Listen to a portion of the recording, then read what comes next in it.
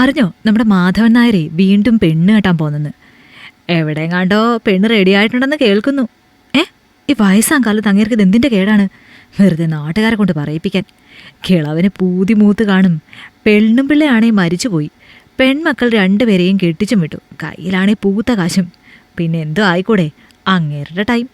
അന്നത്തെ ദിവസം കളറാകുവാനുള്ള വാർത്ത രാവിലെ തന്നെ എത്തി. ഇപ്പോൾ കെട്ടാൻ പോണ പെണ്ണും പിള്ളയുടെ ആൺമക്കൾ രണ്ടും ഗൾഫിലാണ്. തള്ള അവന്മാർക്കൊരു ബാധ്യതയായി നിന്നപ്പോൾ ആണ് ഇങ്ങേറ് കയറി ചെല്ലുന്നത്. അതോടെ അവർ ഹാപ്പിയായി. അഭിപ്രായങ്ങളും വിശദവിവരങ്ങളും ഒന്നൊന്നായി വന്നു. കരക്കമ്പിക്ക് കുറവില്ലാത്തതിനാൽ ഒന്നിനെ 10 പെരുപ്പിച്ച് കഥകൾ ഓരോന്നായി ഇറങ്ങി തുടങ്ങി.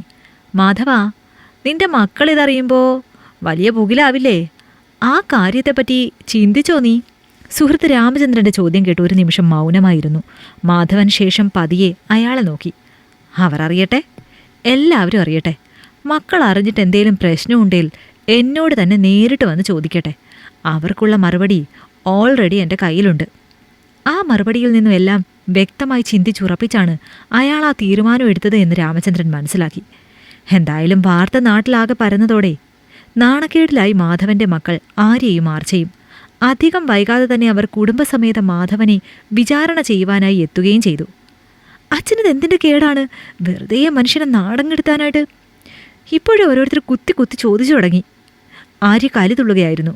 ഇത് നടക്കില്ലച്ചാ, ഞങ്ങൾ സമ്മതിക്കില്ല. ആർച്ചയും വിട്ടുകൊടുത്തില്ല. എന്നാൽ മക്കളുടെ രോഷത്തിനു മുന്നിൽ പുഞ്ചിരി തൂകി ശാന്തനായി തന്നെ നിന്നു മാധവൻ. അച്ഛൻ എന്താ ഒന്നും മിണ്ടാത്തത്? അയാളുടെ ശാന്തത ആര്യയെ കൂടുതൽ ദേഷ്യം പിടിപ്പിച്ചു. അച്ഛൻ എന്തു പറയണം? മക്കൾ പറയ്. എനിക്കിപ്പോൾ ഒരു കാര്യത്തിൽ സന്തോഷമുണ്ട്. എന്നെ ചീത്ത പറയാൻ വേണ്ടിയാണെങ്കിലും നിങ്ങളിവിടേക്കൊന്ന് വന്നല്ലോ. കഴിഞ്ഞ ഓണത്തിനാണ് നിങ്ങൾ അവസാനമായി ഇവിടേക്ക് വന്നത്. ഇപ്പതേ 1 വർഷമാകാൻ പോണ്. അച്ഛൻ വിഷയത്തിൽ നിന്നും തെന്നി മാറണ്ട. ഇപ്പോൾ ഇങ്ങനെ ഒരു തീരുമാനം എടുക്കാനും വേണ്ടി എന്ത് പ്രശ്നമാണ് അച്ഛനുള്ളത്? നാട്ടുകാർ പറയുന്ന പോലെ അച്ഛൻ എന്താ ഇത്രയ്ക്ക് മുട്ടി നിൽക്കുകയാണോ? ആർച്ച വീണ്ടും കലിതുള്ളി. രണ്ടാളുടെയും ഭർത്താക്കന്മാർ മൗനമായി തന്നെ ഇരിക്കുന്നത് കണ്ട് ചിരിച്ചുപോയി മാധവൻ. നിങ്ങൾക്കെന്തേ അഭിപ്രായങ്ങളൊന്നുമില്ലേ? ഇവർ മാത്രം ഇങ്ങനെ ബഹളം വയ്ക്കുന്നു. ആ ചോദ്യം കേട്ട് അവർ മൗനമായി തല കുമ്പിടുമ്പോൾ ആര്യ ഇടയ്ക്ക് കയറി. അച്ഛൻ ഞങ്ങളെന്താ കളിയാക്കുകയാണോ? കുറേ നേരമായി ഞങ്ങൾ ചോദിക്കുന്നു. അച്ഛൻ എന്തിൻ്റെ കേടാണ്? അച്ഛൻ എന്ത് കുറവാണ് ഇവിടെ ഉള്ളത് ഇങ്ങനെ വീണ്ടും കെട്ടാൻ നടക്കാൻ? മോളെ, കുറവുകളേ ഉള്ളൂ. ഇപ്പോൾ എന്നെ ചീത്ത പറയാൻ നിങ്ങൾ കുടുംബസമേതം ഓടി വന്നു. ഇതേ ഞാൻ 1 മാസം മുന്നേ പനി പിടിച്ചെഴുന്നേക്കാൻ പോലും കഴിയാതെ പുതച്ചു മൂടി ഇവിടെ കിടന്നിരുന്നു ഒരാഴ്ചയോളം. നേരെ ആഹാരം പോലും തരാൻ ആരുമില്ലായിരുന്നു. നിങ്ങൾ 2 പേരോടും വിളിച്ചു പറഞ്ഞില്ല ഞാൻ. എന്നിട്ട് ആരേലും ഒരാൾ ഒന്ന് വന്നോ എന്നെ കാണാനെങ്കിലും? മാധവൻ നായരുടെ ഒച്ച അല്പം ഉയർന്നിരുന്നു. അതോടെ ഒന്ന് പരുങ്ങി 2 പെൺമക്കളും. അത് അച്ഛാ, ഞങ്ങൾ ഓരോ തിരക്ക്. സ്വന്തം തന്തയെ നോക്കാൻ നിങ്ങൾക്കൊക്കെ സമയമില്ല അല്ലേ? അന്ന് മാത്രമല്ല, കെട്ടിപ്പോയ പിന്നെ നിങ്ങൾ 2 ആളും ഇങ്ങോട്ട് നേരെ തിരിഞ്ഞ് നോക്കിയിട്ടില്ല. പല സാഹചര്യങ്ങളിലും നിങ്ങളുടെ സാമീപ്യം ഞാൻ ആഗ്രഹിച്ചിട്ടുണ്ട്. പക്ഷെ കിട്ടിയിട്ടില്ല. ആഴ്ചയിലെ ഒരു ഫോൺ കോൾ മാത്രമായി നിങ്ങൾക്ക് അച്ഛൻ. പറഞ്ഞു നിർത്തുമ്പോൾ ഒന്ന് കിതച്ചു പോയി അയാൾ. എന്നുവെച്ച് ഇതാണോ ഒരു പരിഹാരം? ജോലിക്കൊരാളെ വെച്ചാൽ അച്ഛന് സഹായമായില്ലേ? ചോദിച്ചത് മൂത്ത മരുമകനായിരുന്നു. മോനെ, നിങ്ങളുടെ മകളും വളർന്നു വരികയാണ്.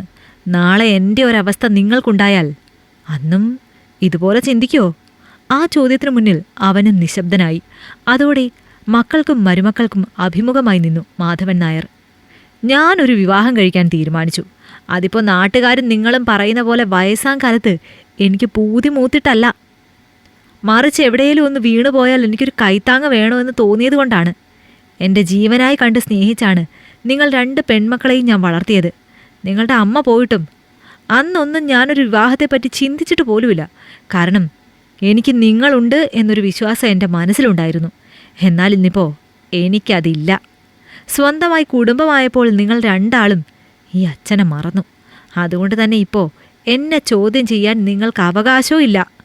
തരാനുള്ളതെല്ലാം 2 ആൾക്കും ഞാൻ തന്നിട്ടുണ്ട്. ഇനി അല്പം സ്നേഹം എന്നോടുണ്ടെങ്കിൽ സഹകരിക്കാം. അല്ലെങ്കിൽ പിന്നെ നിങ്ങളുടെ ഇഷ്ടം. പക്ഷേ എന്നെ വന്ന് ഭരിക്കാമെന്നാരും കരുതണ്ട, കേട്ടല്ലോ? ദൃഢമേറിയ ആ വാക്കുകൾക്ക് മുന്നിൽ മറുപടിയില്ലാതെ പരിങ്ങിപ്പോയി മക്കളും മരുമക്കളും. അച്ഛാ, എന്നാലും നാട്ടുകാർ? വീറും വാശിയുമെല്ലാം ഒടുങ്ങി വളരെ പതിഞ്ഞ സ്വരത്തിലാണ് ആര്യ അത് ചോദിച്ചത്. നാട്ടുകാരോ? ഭ, ഏത് നാട്ടുകാർ? പോകാൻ പറയും എല്ലാവന്മാരോടും. അവന്മാരെന്തു പറഞ്ഞാലും എനിക്കൊന്നുമില്ല. ഞാൻ എവിടെയെങ്കിലും വീണ് കിടന്നാലും ഒരുത്തനും തിരിഞ്ഞു നോക്കില്ല. അതെനിക്കറിയാം. അതുകൊണ്ട് തന്നെ എൻ്റെ ജീവിതത്തിൽ ഒരുത്തൻ്റെ അഭിപ്രായം എനിക്ക് ആവശ്യമില്ല. പിന്നെ ഡേറ്റ് അറിയിക്കും. നിങ്ങൾക്ക് വരാൻ മനസ്സുണ്ടെങ്കിൽ മാത്രം വരിക. ആരെയും നിർബന്ധിക്കില്ല. ഈ കാര്യത്തിൽ മറ്റൊന്നും എനിക്ക് പറയാനില്ല. മാധവൻ നായരുടെ ഒച്ച കടുത്തതോടെ മക്കൾ ശാന്തരായിരുന്നു. തങ്ങളുടെ ഭാഗത്ത് തെറ്റുള്ളതുകൊണ്ട് തന്നെ കൂടുതൽ തർക്കിക്കുവാനോ ബഹളം വയ്ക്കുവാനോ ഒന്നും അവർക്ക് കഴിയുമായിരുന്നില്ല. അച്ഛാ, അറിയിച്ചാൽ മതി, ഞങ്ങൾ വരാം. ഒടുവിൽ പത്തി താഴ്ത്തി യാത്ര പറഞ്ഞ് അവർ തിരികെ പോകുമ്പോൾ പുഞ്ചിരിയോടെ നോക്കി നിന്നു അയാൾ. നാട്ടുകാർ, പട്ടികൾ! പുച്ഛത്തോടെ പിറുപിറുത്തുകൊണ്ടാണ് മാധവൻ വീടിനുള്ളിലേക്ക് പോയത്. ചില തീരുമാനങ്ങൾ അങ്ങനെയാണ്. മറ്റുള്ളവരെന്ത് കരുതുമെന്ന് കരുതി മാറ്റിവെക്കുന്നതിൽ പലതും പിന്നീട് വലിയ നഷ്ടങ്ങളായി മാറും.